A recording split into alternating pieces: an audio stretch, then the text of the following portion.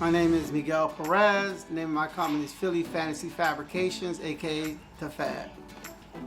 At first, I was doing shirts for non-profit type stuff. So I had a for-profit business, but I was doing shirts.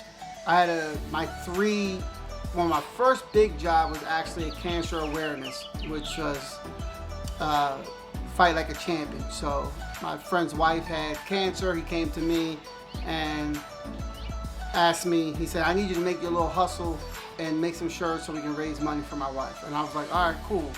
And God rest her soul, Stephanie Price just passed away about a month ago. So that was really the first job I had. And then I started doing some jobs for some kids. One kid who passed away from a high school, another kid that passed away from another high school, another kid that was murdered from another high school. So it was kind of like around things like that I was kind of donating my time, shirts, material, and helping other people raise money. And less than a year into my company, I was actually terminated from my full-time job that I had for 20 years and 21 days to be exact. So then I had to make it a full-time job. It was late September, 3 days short of my 1 year anniversary, and it was just like, okay, I gotta make this for-profit / non-profit into profit. And I just started grinding away, and I made some shirts called Team Youngins, and I donated the shirts to the wrestling community, just a way of promoting the sport of wrestling, high school wrestling in particular. So I gave out 36 shirts, and the next year I was asked to make more shirts, and I hadn't even considered even making a second run of Team Youngins. And then eventually I did, and it ended up leading to a business with some shirts that I need to make for my brother who was sick with cancer. So, you know, he's my hero. You know, that's my Superman, and he's with me every day. You know, he died to cancer, so everything I do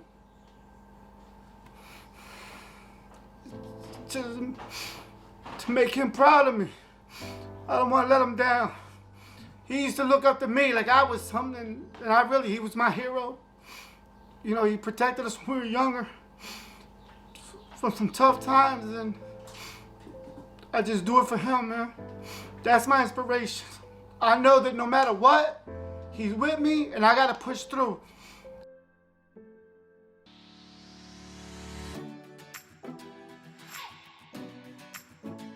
I've always been a people person. So one of the things I got people that I know to work for me. First was my wife, obviously, my wife Nicole.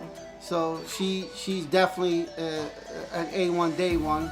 So she has to, you know, she grinds out with a lot of the orders and purchasing. I get my son to help me do some pressing. I got a nephew who does some driving around for me. Another nephew who does work for me. As I started growing, I realized I needed more help with designing, and so I got a design guy, I got an embroidery guy, I got a sublimation guy, I got a cup and like cups and plastic bottles and stuff like that. So as the business started to grow, I needed to use different people that had other hustles going on as well. And I think that was the one thing that COVID really allowed, is that if you had a hustle, that was your time to hustle. So I just started connecting with other people and saying, how can we work together so that we all can, you know, just make a little bit of money. Wanted to be rich, I could be rich. You know what I mean? I never do anything. I'm never driven by money to do anything. I mean, I'm always gonna make what I need to make to survive. But for Michael Strong, for instance, that job came to me very organically. It was just like, a young lady's sister has brain cancer.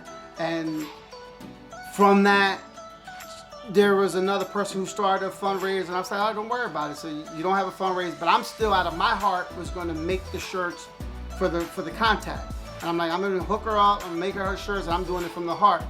And from there, it ended up being an over 200 shirt fundraising event. That was not the initial intent. The initial intent was I was making like 15 shirts just for the family members, and then it just grew. So I find that things come tenfold as long as I do it with my heart's intent. So as long as I put my intentions are good, I'm not doing it for the money. I'm doing it to help someone. It ends up coming back, 10 and 20 times fold, to be honest. You just know it's dopeness. When anything that we try to do and we put out there, when you put that joint on, it's just like, that shirt is dope. That's what we want, man. We want everybody to wear our shirts and be proud of them.